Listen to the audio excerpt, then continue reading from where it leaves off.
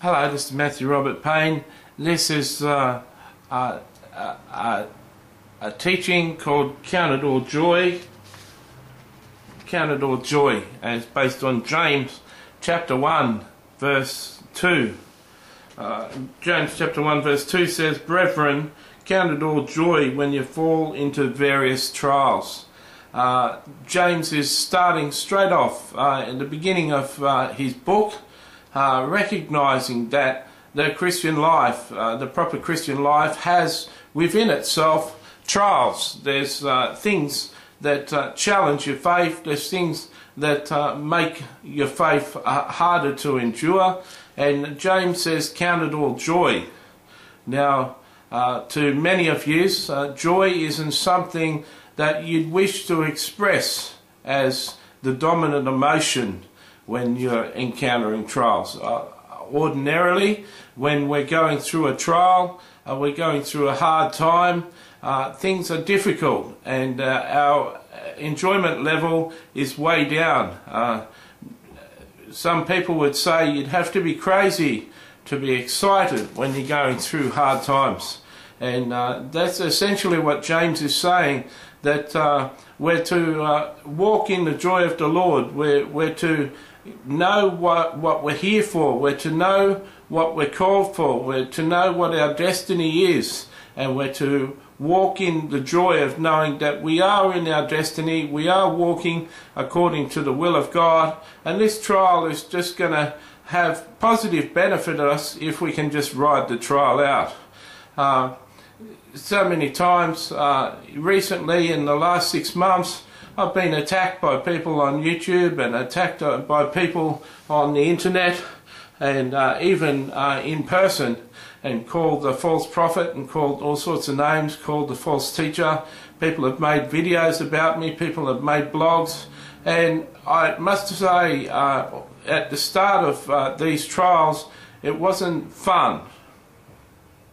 But I've started to realize that one sign of prospering in the kingdom, one sign of going forth in the kingdom, is the fact that Satan rises up opposition to you and causes all sorts of trials to happen. The trials have led for me to develop a little bit more patience and develop more of a forgiving attitude, understanding the people for who they are, understanding the people and their motives and the reasons why they do what they do. Sometimes the Christian life can be hard when we're experiencing trials, and James wants us to have a wider approach, a more broad understanding of the Christian life, and not just to be looking at the trial that we're going through, but look at the trial in the long run and the positive fruit that the trial is going to produce in you. Some people have the wrong assumption that diseases and hardships and attacks from Satan come from Jesus Christ.